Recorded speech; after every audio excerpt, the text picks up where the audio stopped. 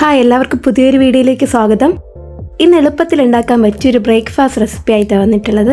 മക്കൾക്കൊക്കെ രാവിലെ ദോശയും ഇഡലിക്കൊക്കെ പകരം നമുക്കിത് ഇടയ്ക്കിടയ്ക്ക് ഉണ്ടാക്കി നോക്കാൻ പറ്റിയ റെസിപ്പിയാണ്. ചാനൽ ഇതുവരെ സബ്സ്ക്രൈബ് ചെയ്യാത്തവരൊന്ന് സബ്സ്ക്രൈബ് ചെയ്തേക്കണേ. തൊട്ടടുത്ത് കാണുന്ന ബെല്ലൈക്കൺ അമർത്തി ഓൾ കൊടുക്കാനും മറക്കരുത്. എന്ന വീഡിയോയിലോട്ട് പോവാം. ഇവിടെ ഞാൻ 1 കപ്പോളം മൈദ എടുക്കുന്നുണ്ട്. ഒരു ജാറിലേക്ക് ആ മൈദയൊന്ന് ഇട്ട് കൊടുക്കുക. അടുത്തതായി ഈ മൈദയിലേക്കായിട്ട് 2 ടേബിൾ സ്പൂണോളം പഞ്ചസാര ചേർത്ത് കൊടുക്കുന്നുണ്ട്. പഞ്ചസാരയാണ് അതിൻ്റെ മെയിൻ ഇൻഗ്രീഡിയൻ്റ് ആകുന്നത്. ഇനി ഇതിലേക്കായി 2 പിഞ്ചോളം ഉപ്പൂടി ചേർത്ത് കൊടുക്കുന്നുണ്ട്.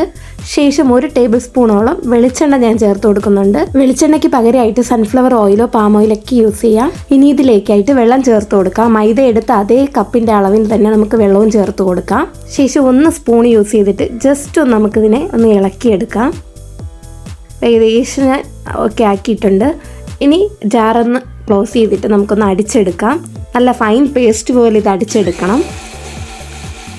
ഏകദേശം ആയിട്ടുണ്ട്. നന്നായിട്ട് ഫൈൻ പേസ്റ്റ് ആക്കിയിട്ടുണ്ട്. ഇനി ഈ മാറ്റർ നമുക്കൊരു ബൗളിലോട്ട് മാറ്റാം.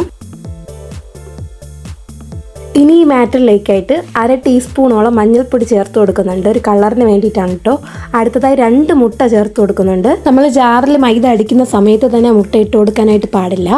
മൈദ സെപ്പറേറ്റ് ആയിട്ട് അടിച്ചെടുത്തിട്ട് നമ്മളിത് ചേർത്ത് കൊടുത്ത് ഇളക്കിയെടുക്കാൻ പാടുള്ളൂ. നന്നായിട്ട് നമുക്കിതൊന്ന് ഇളക്കി യോജിപ്പിക്കാം. മുട്ടയൊക്കെ നന്നായിട്ട് മിക്സ് ചെയ്തെടുത്തിട്ടുണ്ട്.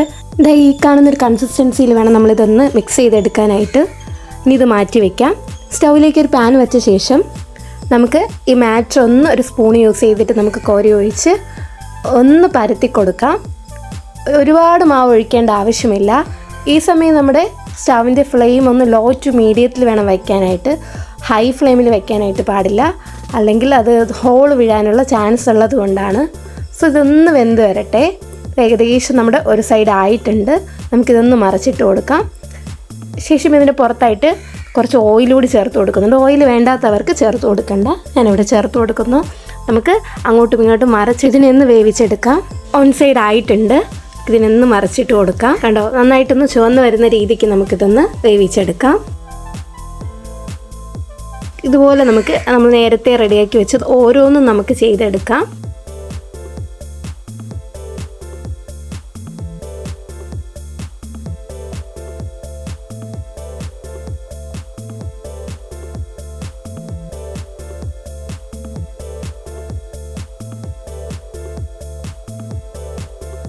നമ്മുടെ മാറ്റർ എല്ലാം ഒന്ന് ചുട്ടെടുത്തിട്ടുണ്ട്. നിങ്ങൾക്ക് തന്നെ കണ്ടാലറിയാം എന്തോരം സോഫ്റ്റ് ആണെന്ന്. നമുക്കിത് ഇടയ്ക്കിടയ്ക്ക് ഉണ്ടാക്കി കഴിക്കാൻ പറ്റിയ റെസിപ്പിയാണ്. ഈവനിങ് സ്നാക്സ് ആയിട്ടും ബ്രേക്ക്ഫാസ്റ്റ് ആയിട്ടൊക്കെ കഴിക്കാൻ പറ്റിയ ഒരു അടിപൊളി റെസിപ്പിയാണ്. മസ്റ്റ് ട്രൈ ആയിട്ടാണ് കേട്ടോ. നിങ്ങളിത് വീട്ടിലുണ്ടാക്കി നോക്കുക. നിങ്ങളുടെ ഫീഡ്ബാക്ക് കമൻറ്റുകളെ അറിയിക്കുക. ലൈക്ക് ചെയ്യുക, ഷെയർ ചെയ്യുക, സപ്പോർട്ട് ചെയ്യുക. പുതിയൊരു വീഡിയോ ആയിട്ട് കാണാം. എല്ലാവർക്കും ശുഭദിനം. Thank you.